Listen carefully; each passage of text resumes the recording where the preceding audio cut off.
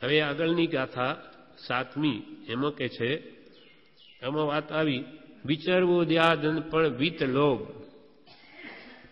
આ બધા લોભાદી જે કષાયો છે, 5 ઇન્દ્રિયો અને પ્રમાદ અને પ્રતિબંધ, એમાં જે વાત આવી એ બધા ચારિત્ર મોહ છે. દર્શન મોહની ચારિત્ર મોહની પ્રકૃતિઓ છે.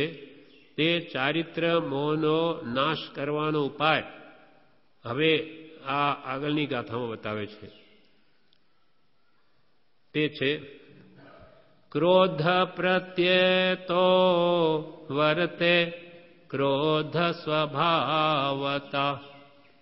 ક્રોધ પ્રત્યેતો વર્તે ક્રોધ સ્વભાવતા. માન પ્રત્યેતો દીનપણાનું માનજો. માયા પ્રત્યે માયા સાક્ષી ભાવની. લોભ પ્રત્યે નહીં લોભ સમાનજો. અપૂર્વ અવસર એવો ક્યારે આવશે. મારો એવો અપૂર્વ અવસર ક્યારે આવશે કે મને ક્રોધ પ્રત્યે ક્રોધ આવે. ક્રોધ થાય કે ક્રોધનો ઊંધો, એટલે ક્રોધ પ્રત્યે જ ક્રોધ રાખવું કે જીવ હજુ તો ક્રોધ કરે, હજુ સમજતો નથી, એમ એને હું જ ઉપદેશ આપું મારા મનને, એમ એના ક્રોધ આવે કે એના પ્રત્યે અત્યંત ક્રોધ આવવો જોઈએ. એ કેવી રીતે બને? તો કે બ્રહ્મચારીજીએ વિવેચનમાં એક દ્રષ્ટાંત આપ્યું છે અચંકારી ભટ્ટાનું. અચંકારી ભટ્ટા એ ધનના શેઠ અને ભદ્રા શેઠાણી, તેને 8 પુત્રો હતા. એને 9મી એક પુત્રી હતી, તેનું નામ ભટ્ટા. તો એટલી લાડમાં રાખેલી, અને એ લાડમાં ઉછરી તે માતા પિતા શું કહે, એને કોઈએ કંઈ કહેવું નહીં, ચુકારો નહીં કરવો. એટલે લાડમાં ઉછરી એટલે એનું નામ જ અચંકારી ભટ્ટા નામ પાડી દીધું. હવે એને કહ્યું કે એને જ્યાં પરણાવીએ ને તે એના ધણીને કહી દેવા, એને ચુકારો નહીં કરવા. એ કે એના આજ્ઞા પ્રમાણે તમે વર્તાવો તો લઈ જાઓ, નહીં તો નહીં. હવે એની આજ્ઞામાં કોણ રહે? એટલે કોઈ પરણે નહીં. એક મંત્રીએ વિચાર કર્યો કે દેખાવે સુંદર છે, આપણે હું એ કેમ કરીશું, એમ કરીને એ પરણે છે. અને એણે શું કહ્યું કે તમારે રોજે રાત પડે એના પહેલા ઘરે આવી જ જવાનું, નહીં તો ચાલશે નહીં. રોજે આવે છે, કંઈ નહીં ભલે. પછી એક દિવસ શું થયું, રાજાને વાત ખબર પડી ગઈ કે આ તો સ્ત્રીને આધીન છે, એને સ્ત્રી જે કે એમ જ કરે, અને રાત્રે જો મોડું થઈ જાય ને તો એ ઘરમાં નહીં આવવા દે, એવી છે. તો કે જોઈશું આપણે. એટલે આમ કામમાં રોકી રોકીને એક દિવસે 2 કલાક 3 કલાક શું રાત્રે ઘણે મોડા સુધી મંત્રીને રોકી રાખ્યો. પેલીનો જે ગુસ્સો વધ્યો છે, મારી કહેલી આજ્ઞા નહીં માને. એક તો માન કસાય તીવ્ર, અને એમાં જે માનનો ફળ ક્રોધ. હવે ઘરે આવે ત્યારે જોઈ લઈશ. એટલી બધી એ ક્રોધમાં ધમધમતી હતી. એટલે જેવો આવીને દરવાજો ખોલ્યો એટલે કમાડની પાછળ ઊભી રહી, ખોલીને પાછળ પડી ગઈ. અને પેલો તો બિચારો અંદર ગયો, શોધે છે ક્યાં ગઈ. એટલામાં તો એ તો બહાર નીકળીને ભાગી. નહીં રહું ઘરમાં, કેમ નહીં આવે, કોઈને કહેવાય નહીં રહી, સીધી ભાગી. રાત્રે ચોરોએ પકડી લીધી, અને ત્યાં પછી એને પોતાની સ્ત્રી થવા કહ્યું, પણ એ શીલમાં દ્રઢ હતી. એટલે એ પોતાની પ્રતિજ્ઞા તોડી નહીં, એટલે ચોરોને વેચી દીધી. પેલા નહીં, ચોરોએ બબ્બર કુલમાં નીચ જાતિમાં એને વેચી. ત્યાં એની એ બબ્બર કુલના લોકો એનું લોહી કાઢે. ત્યાં ખૂબ દુઃખી થઈ. તેટલામાં એનો ભાઈ વેપાર નિમિત્તે ફરતો ત્યાં ગયો ને એને જોઈ કે આ તો મારી બહેન છે, એટલે ધન આપીને એને છોડાવી. હવે એને એવું દ્રઢ થઈ ગયું કે હું કોઈ દિવસ ક્રોધ નહીં કરું. આ માન કસાય નહીં ક્રોધ, મારી કેવી હાલત થઈ છે, હવે તો કોઈ દિવસ ક્રોધ નહીં કરું. એટલે એને પછી શું થયું, ઇન્દ્ર પ્રશંસા કરી કે એ અચંકારી ભટ્ટા જેવી કોઈ ક્ષમાવાન નથી, એવી કે વળી હોય કોઈ. એટલે પેલો ત્યાં આવીને પરીક્ષા કરવા માટે ત્યાં લક્ષ તેલ છે, મંત્રીનું ઘર છે. એટલે કે ભાઈ મુનિ મહારાજને આ જરૂર છે તેલની, આપો. દાસી પાસે લાવવાનું કે એટલે આમાં પેલો દેવ માયાથી ફોડાવી નાખે રસ્તામાં. કિંમતી તેલના 7 બાટલા ફોડાવી નાખ્યા. તો એને કિંચિત માત્ર ક્રોધ નહીં થયો, કેમ કે ક્રોધે તો મને જોઈ લીધું, મેં મારી શું દશા કરી. એમ પછી તો હવે એને ક્રોધ પ્રત્યે જ ક્રોધ આવવા લાગ્યો, નહીં જ કરવું ક્રોધ. ફૂટ્યું તો ફૂટ્યું, જે થવા એમ થાય. એમ ક્રોધ પ્રત્યે મને એવું ક્યારે થશે કે ગમે તેટલું નુકસાન થઈ જાય તો પણ મને ક્રોધ ન થાય. અને માન પ્રત્યે તો દીનપણાનું માન, માન પ્રત્યે લઘુતાનું માન. એટલે પોતાની મોટાઈ ન સમજીને લઘુતામાં માન. અહીંયા લખ્યું છે માન પ્રત્યે દીનપણાનું માન, એટલે માનને જીતવા મને સર્વથી છેડે બેસવાનું મળે, છેલ્લો નંબર આવે તેમાં માન સમજે. બ્રહ્મચારી વિવેચનમાં કે અને બધાથી હું હલકો ગણાવું, મોટો નહીં, બધાથી હલકો ગણાવું. હવે એને કોણ દુઃખી કરી શકે? માન પ્રત્યે દીનપણા એટલે લઘુપણાનું માન. પ્રભુશ્રી કે પ્રભુ અમારું નામ તો લઘુ રાખ્યું તો બહુ જ સારું થયું, હવે તો પ્રભુ સૌથી છેલ્લે જઈને બેઠા છે. લઘુતામાં તો પ્રભુતા વસે અને પ્રભુતાથી પ્રભુ દૂર થાય. માયા પ્રત્યે માયા સાક્ષી ભાવની, માયા થાય એને સાક્ષીથી જોવી. એ મારું મન શું કરે, હમણાં માયા કરી રહ્યું છે, કપટ કરી રહ્યું છે, તો એને કે છે નાતા દ્રષ્ટા તરીકે દૂર રહીને માયા એ કર્મને લઈને થાય છે એને પકડે કે હમણાં મન ષડયંત્ર રચી રહ્યું છે, મારે એમ કહેવું તેમ કહેવું. માયા પ્રત્યે માયા કરે, માયાને પકડવા. અને લોભ પ્રત્યે નહીં લોભ સમાન, લોભને જીતવા લોભ નહીં કરવા સમાન. એટલે કે સંતોષ પ્રાપ્ત કરવા સમાન બીજો કોઈ શ્રેષ્ઠ ઉપાય નથી. લોભને જીતવો હોય એનો ઉપાય સંતોષ જ છે, એ સિવાય લોભ કસાય જીતાય એવો નથી. એના વિશે કે છે ક્રોધ કેવો છે, ચંડાળ જેવો છે. કૃપાલદેવ ઉપદેશ છાયા 729 કે છે ક્રોધ ચંડાળ છે. એક સંન્યાસી સ્નાન કરવા જતા હતા, રસ્તામાં સામો ચંડાળ આવતો હતો. સંન્યાસીએ તેને કોરે ખસવા કહ્યું. મહારાજે સંન્યાસીએ ચંડાળ એટલે ભંગી, એને કહ્યું તું આગો ખસ. એટલે પણ તેને સાંભળ્યું નહીં, ચંડાળ ખસ્યો નહીં. તેથી સંન્યાસી ક્રોધે ભરાયા, ખસતો નથી. ચંડાળ તેમને ભેટી પડ્યો કે મારો ભાગ તમારામાં પણ છે. ખસવાનું કઈ નહીં ખસ્યો. એટલે ચંડાળે ભાગ ઘાલી સંન્યાસીને કે અરે મહારાજ, હું તો ચંડાળ છું, પણ તમે ચંડાળ જ છો, તમે મહારાજ એવા જ છો, તમે ક્રોધ કર્યો. એટલે કે છે કે ક્રોધે ભરાયા અને ચંડાળ તેમને ભેટી પડ્યો કે મારો ભાગ તમારા પણ છે. એમ ક્રોધ કરે, ક્રોધ ચંડાળ જેવો, એટલે આપણા અંદર હોય તો આપણે ચંડાળ જેવા. એના પર એક બીજું દ્રષ્ટાંત છે.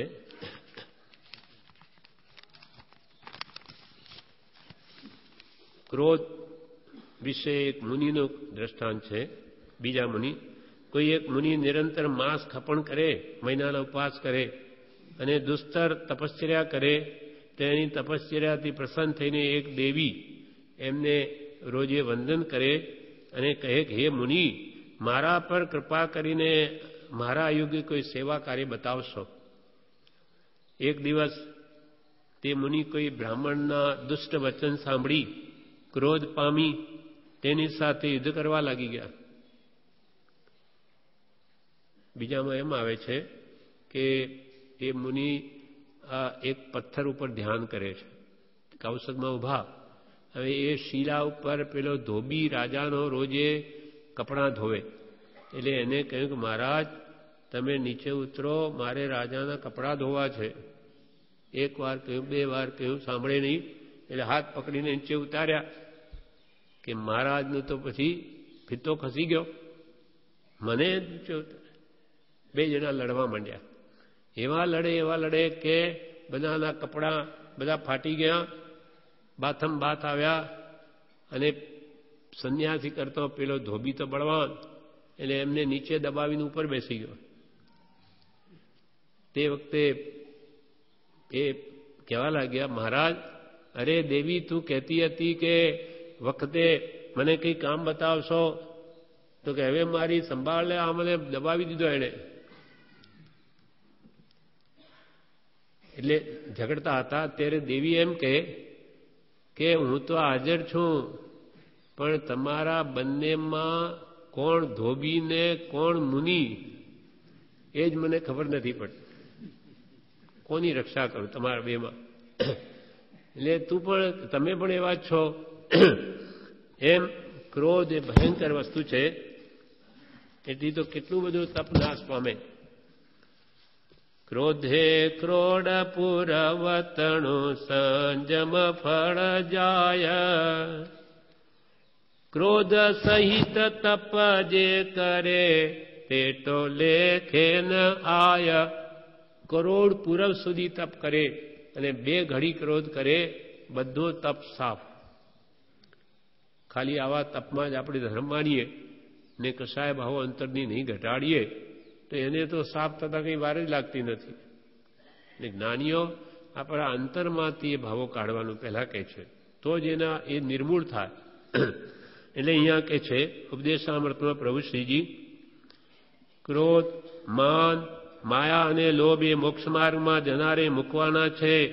લાખ વર્ષનું ચારિત્ર હોય પણ ક્રોધથી બળીને ભસ્મ થઈ જાય અને નરકે લઈ જાય એવો મહાવેરી ક્રોધ છે. માન છે તે પણ મોટો વેરી છે. વિનય ધર્મનું મૂળ છે. વિનય છે લઘુતા છે. છોટા તે મોટા થશે. વિનય માનનો પ્રતિપક્ષી ગુણ છે. એટલે ઉદયરત્નજીએ લખ્યું સજાયમાં, ક્રોધની લખી એવી માનની લખી, રે જીવ માનન કીજીએ માને વિનયન આવે રે, વિનય વિના વિદ્યા નહીં તો કિમ સમકિત પાવે રે, રે જીવ માનન કીજીએ. માને વિનય ના આવે, વિનય વિના તો વિદ્યા જ નથી. વિદ્યા વિનય શોભતે, વિદ્યા વિહીના પશુ બી સમાના. વિદ્યાર્થી વિહીન જે પશુ છે જેવો છે, અને વિનય વગર વિદ્યા જ નથી આવતી. અને જ્યાં માન કસાય છે તેમાં વિનય ક્યાંથી હોય? એટલે પ્રભુશ્રી કહે, વિનય જ્યાં વિનય છે, લઘુતા છે, તે છોટા તે મોટા થશે. માયાથી મૈત્રીનો નાશ થાય છે. માયા કપટ. એક કૃપાલ કે સરળતા એ ધર્મના બીજ સ્વરૂપ છે. સરળતા ન હોય તો એ જીવ ધર્મ નહીં પામી શકે.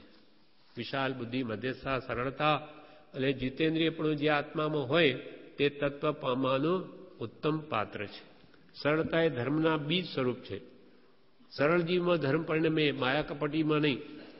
એટલે આ સજા એના પર બી લખી છે ઉદયરત્નજીએ, સમકિતનો મૂળ જાણીએ જી સત્ય વચન સાક્ષાત.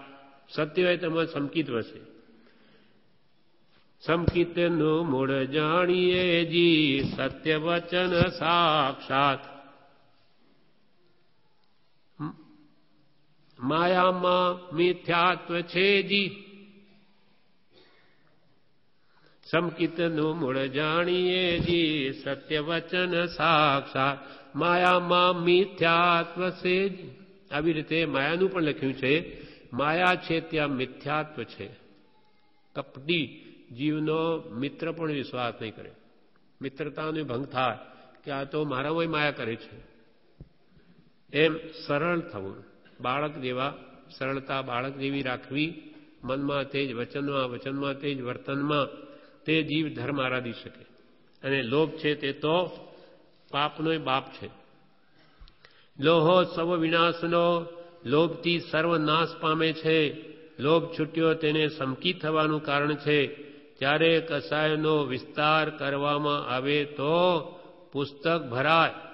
પ્રભુશ્રી કહે મોક્ષ માર્ગમાં આગળ વધનારે એ બધા મૂકવાના છે. વળી પ્રભુશ્રી કહે સમ્યક્ત્વને આત્માના શુદ્ધ પરિણામને ઘાતે તે કસાય, અરર તે તો કસાઈ જ. કસાઈ શું કરે? પ્રાણીઓને મારે, કાપે. તેમાં કસાય તો તમારા આત્માને જ મારી નાખે છે, એના ગુણોને જ. માટે અરર એ તો કસાઈ, તેનાથી મોટું પાપ શું? પ્રભુશ્રી એનાથી વળી મોટું પાપ શું? કસાયોથી. બ્રહ્મચારીજી બોધામૃત ભાગ 1માં કહે છે કે કસાયોને કેમ રોકવા? તો કે ક્રોધ આવ્યો હોય અને નથી કરવો એમ જો ધારે તો કદી પણ ક્રોધ આપોઆપ થતો નથી. આવે કર્મના ધક્કાથી આવે, પણ અભ્યાસ છે કે મારે નથી જ કરવો તો જરૂર રોકાય. 1 કલાક 2 કલાક અભ્યાસ કરીને એના પર જય મેળવે તો કે મારે નથી કરવો તો કદી ક્રોધ આપોઆપ થતો નથી. અને ક્રોધ ન થાય તો પોતાને સુખ અનુભવાય છે, શાંતિ રહે છે અંદર. ક્રોધ કરે ત્યારે પ્રથમ તો પોતાના અંતરમાં સાક્ષાત દુઃખ થાય, પહેલા પોતે જ બળે અંદરથી, અને પછી ક્રોધ દેખાય. તેમજ દરેક કસાય કરતાં પહેલા પોતાને દુઃખ થાય છે. માન કસાય મને બધા માન આપે. હવે દુનિયામાં કંઈ બધા માન આપે? કોઈ અપમાન કરનાર મળે એટલે એને દુઃખ થાય, મને એવું કરી દીધું. પણ મારે શું માન જેવું મારા અંદર છે શું? એમ લઘુત્વ ભાવ હંમેશા રાખે. કેમ કે સમ્યક દર્શન વગર ખરેખર એક પણ ગુણ પ્રગટ થતો નથી. એક પણ ગુણ સંકિત વગર સૌજી મહારાજ કે એક પણ ગુણ પ્રગટ થતો જ નથી. તો પછી માન શાનું માન કરે? એમ લઘુત્વ ભાવ રાખે તો એને કોઈ દુઃખ નથી. એટલે અહીંયા કહે છે પ્રથમ ક્રોધ કરે દરેક કસાય કરતાં પોતાને દુઃખ થાય છે. માટે પ્રત્યક્ષ પોતાને દુઃખી કરનાર એવા જે કસાય ભાવો તેનો જો જીવ વિચાર કરે તો તે શત્રુઓને પછી પોતાના અંતરરૂપી ઘરમાં કેમ પ્રવેશ કરવા દે? આ તો મારા શત્રુઓ છે એમ વિચારે કરીને એ ભાવ લાવે તો એને ઘરમાં કોણ પ્રવેશ કરવા દે? પણ વિચાર જ આવતો નથી. વિચાર કેમ આવે? તો પછી વિચાર કેમ આવે કે આ કસાયો ખોટા છે? તો કે સર્વનું કારણ સત્સંગ છે. સર્વનું કારણ સત્સંગ છે. જો જીવ આત્માને અર્થે સત્સંગમાં અપ્રમાદી બની રહે તો અવશ્ય વિચાર ઉત્પન્ન થાય અને શું કરવું તે ધ્યાનમાં આવે. સત્સંગમાં અપ્રમાદી થઈ અને જ્ઞાની પુરુષના વચનને સમજવા પ્રયત્ન કરે તો જરૂર એને ભાનમાં આવે કે આ મારે કરવા જેવો નથી.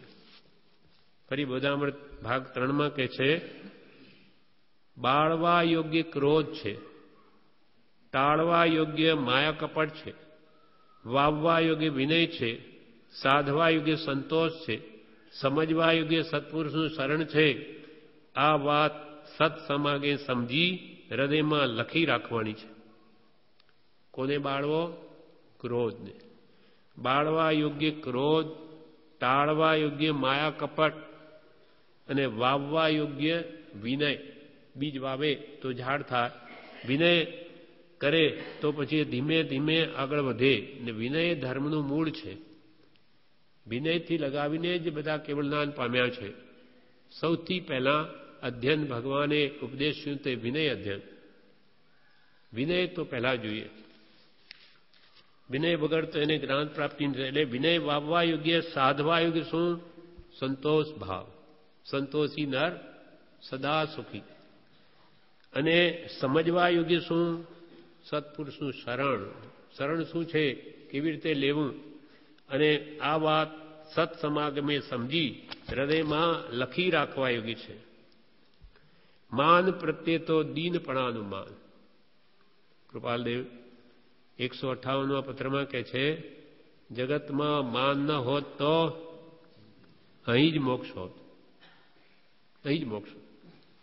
એકવાર કૃપાલદેવના સમયમાં ભાદરવા સુદ પાંચમ સંવત્સરી તે દિવસે ઉપવાસ કરેલો અમુક મુમુક્ષુએ. સંવત્સરીનો ઉપવાસ એ ગાંડાભાઈ ભાઈચંદ અમદાવાદવાળાના પ્રસંગમાં છે.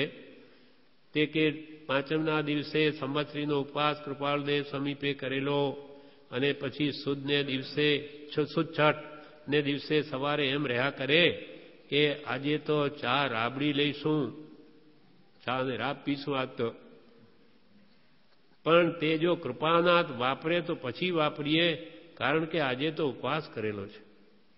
આજે આપણે ઉપવાસ કર્યો છે, એણે બહુ મોટો પાડ તોડી નાખ્યો, બહુ મોટું કામ કરી લીધું.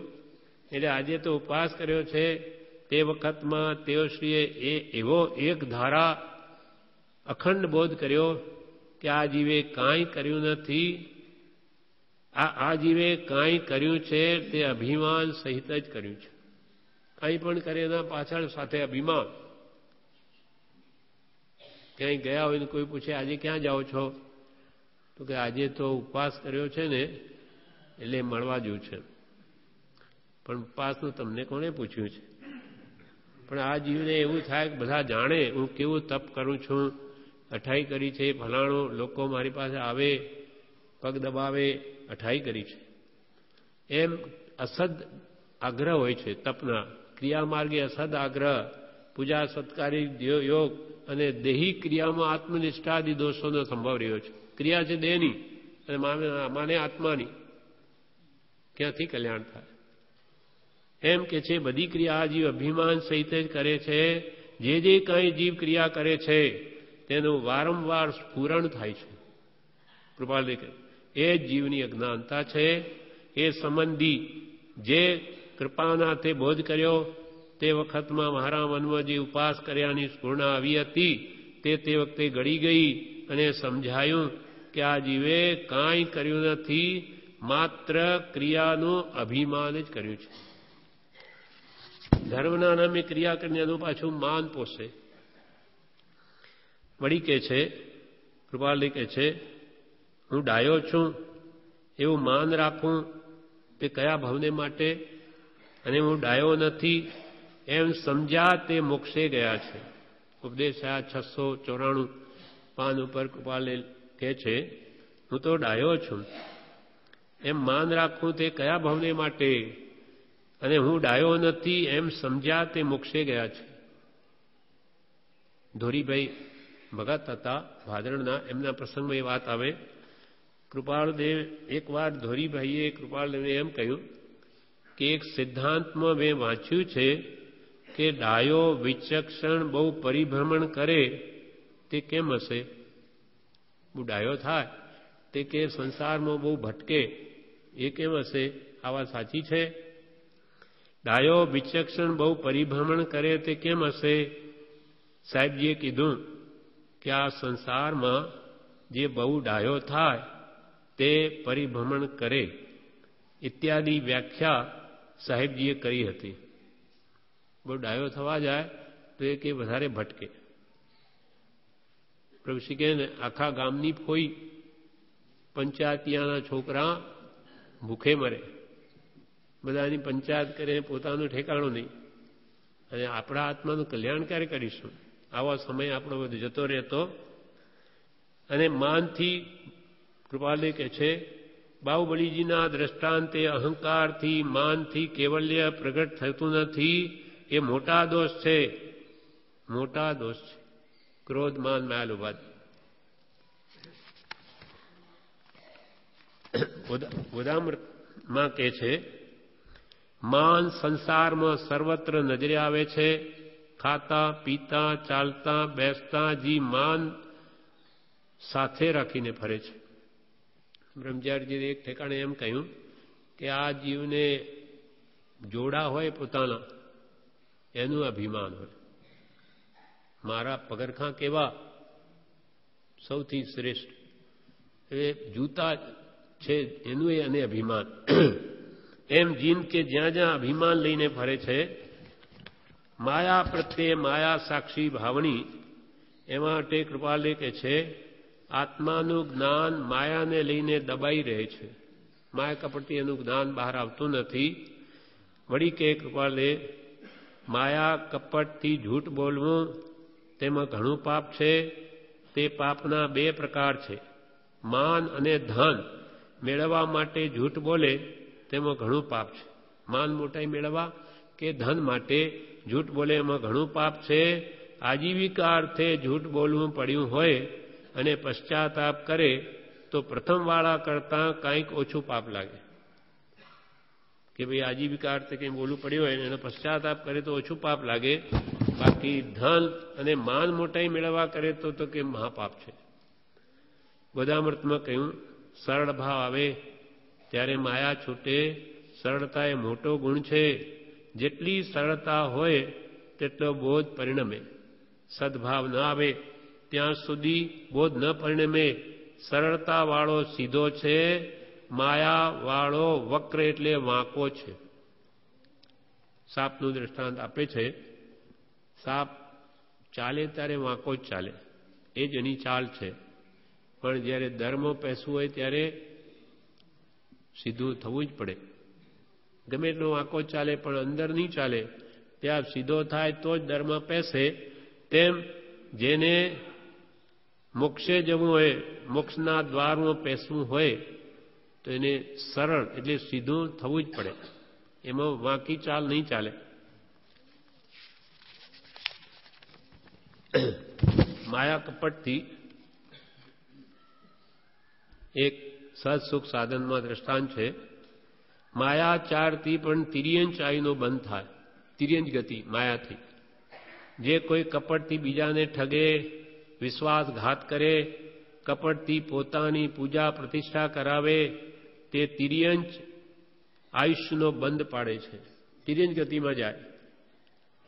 એક મુનિ હતા. એક નગરીની બહાર 4 માસનો વર્ષાયોગ ધારણ કર્યો હતો.